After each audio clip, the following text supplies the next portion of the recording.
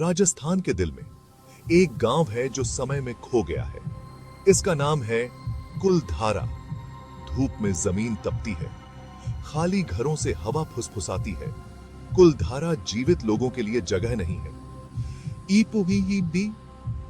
यह फुसफुसाकी सेकी, यह फुसफुसाहट और परछाइयों की जगह है। कुछ लोग कहते हैं कि यह शापित है। लोग कहते हैं कि कुलधारा में कोई नहीं रहता। वे कहते हैं कि यह एक भूतिया गांव है। लगभग 200 सालों से यह खाली पड़ा है। घर ढह रहे हैं, सड़कें सुनसान हैं। अब केवल हवा ही गांव से होकर गुजरती है।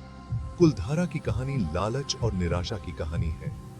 यह एक अत्याचारी और उसके पीड़ितों की कहानी है, और यह एक ऐसे श्राप की कहानी है जो पीढ़ियों तक चला आ रहा है।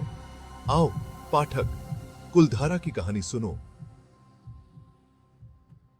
लेकिन सावधान रहें, यह कहानी डरपोक लोगों के लिए नहीं है। सदियों पहले कुलधारा एक अलग ही जगह थी। यह जीवन से भरपूर एक गांव था। पालीवाल ब्राह्मण जो अपने कृषि कौशल के लिए जाने जाते थे, उन्होंने सुंदर घर बनाए। वे राजस्थान के सुदूर कोने में फले फूले। जमीन उपजाऊ थी, उनकी फसलें लहलहाती थीं। गांव वाले अपनी मेहनत के लिए जाने जाते थे। वे अपनी खुशी के लिए भी जाने जाते थे। वे सद्भाव में रहते थे। वे अपने त्योहारों को खुशी से मनाते थे। बच्चों की हंसी हवा में गूंजती थी। कुलधारा समृद्धि का प्रतीक था। यह गांव अपने लोगों के लिए गर्व का स्रोत था। उन्होंने अपने लिए एक अच्छा जीवन बनाया था। उनके पास अपनी जरूरत की हर चीज थी, लेकिन उनकी खुशी ज्यादा दिन नहीं टिकनी थी। कुलधारा पर एक अंधेरा छा रहा था। अंधेरा आया सलीम सिंह के रूप में। वह जैसलमेर का दीवान था। वह एक क्रूर और लालची आदमी था। सलीम सिंह ने कुलधारा की समृद्धि के बारे में सुना। उसने गांव की दौलत खुद के लिए चाही। दीवान ने ग्रामीणों पर भारी कर लगाए। उसने अपने टैक्स कलेक्टर्स को कुलधारा भेजा। टैक्स कलेक्टर्स बहुत क्रूर थे।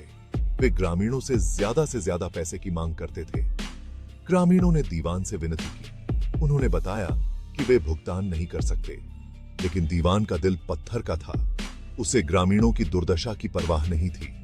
वह उनका पैसा चाहता था, और वह उसे पाने के लिए किसी भी हद तक जा सकता था। वह गांव की औरतों की खूबसूरती पर लट्टू हो गया था। उसने फैसला किया कि वह जो चाहता है उसे वह बलपूर्वक लेगा। भाग 4, खामोशी की रात। कुलधारा के ग्रामीणों के सामने एक भयानक विकल्प था। वे या तो दीवान के आगे घुटने टेक दें या फिर अपने प्यारे गांव को छोड़ दें। उन्होंने बाद वाला चुना।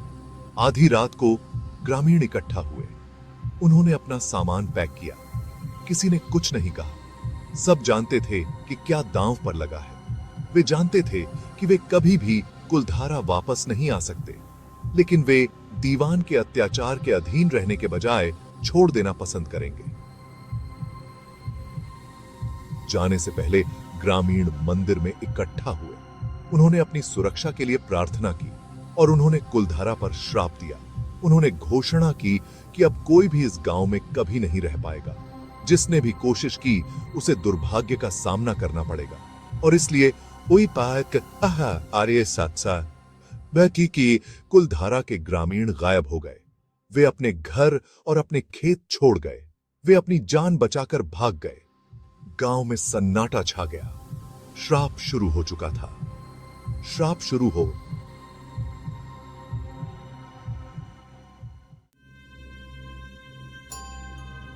भाग 5, धूल और परछाइयां। आज कुलधारा अतीत की एक उजाड़ यादगार के रूप में खड़ा है। घर खंडहर में तब्दील हो चुके हैं। सड़कों पर जंगली पौधे उग आए हैं। कभी भव्य रहा मंदिर अब ढह रहा है। गांव एक भूतिया नगरी है। खाली सड़कों से हवा सीटी बजाती है। सन्नाटा भयानक है। आगंतुक अक्सर कुलधारा में बेचैनी महसूस करने की बात करते हैं।